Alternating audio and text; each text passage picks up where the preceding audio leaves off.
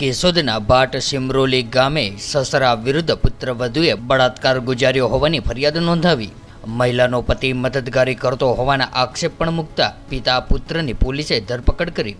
કેશોદ તાલુકાના ભાટ સિમરોલી ગામે રહેતા સુનિતાબેન મનીષભાઈ ચુડાસમાએ કેશોદ પોલીસ સ્ટેશનમાં પોલીસ ઇન્સ્પેક્ટર અનિરુદ્ધસિંહ ગોહિલ સમક્ષ પોતાની આપવીતી જણાવી હતી કે પોતાના સસરા ઘરકામ બાબતે ખોટા મેણા ટોણા મારીને માનસિક ત્રાસ આપીને એકલતાનો લાભ લઈને બળજબરીપૂર્વક અવારનવાર શરીર સંબંધ બાંધીને બળાત્કાર ગુજાર્યો હોય, ત્યારે જે બાબતે કોઈને પણ કહીશ તો જાનથી મારી નાખવાની ધમકી આપે છે અને પોતાના પતિ પણ મારા સસરાને મદદગારી કરીને ધમકીઓ આપે છે. ત્યારે કેશોદ પોલીસે ફરિયાદી સુનિતાબેન મનીષભાઈ ચુડાસમાનું નિવેદન નોંધીને ભારતીય ન્યાય સંહિતા કલમ 85, 54, 64 F, M 351 હેઠળ મનીષભાઈ કાળુભાઈ ચુડાસમા અને કાળુભાઈ બાબુભાઈ ચુડાસમા વિરુદ્ધ ગુનો નોંધીને બંને પિતા પુત્રની અટકાયત કરીને આગળની કાયદેસરની કાર્યવાહી કેશોદ પોલીસ સ્ટેશનના police inspector Anirudhsinh Gohil, police constable Sanjaysinh Kalyansinh Jhala, Rohitbhai Mohanbhai Bhambhana અને ટીમ દ્વારા કરવામાં આવી રહી છે.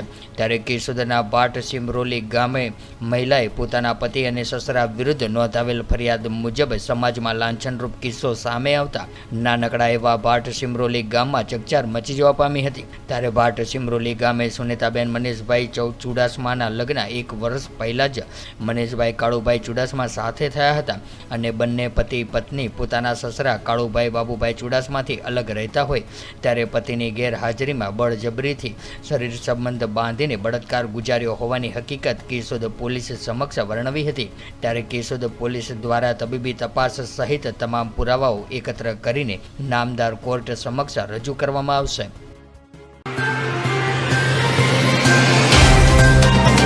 तो व्हाट्सएप, ट्विटर, फेसबुक, इंस्टा जहाँ भी आपका अकाउंट है, इसे शेयर बटन के द्वारा वहाँ पर शेयर करें.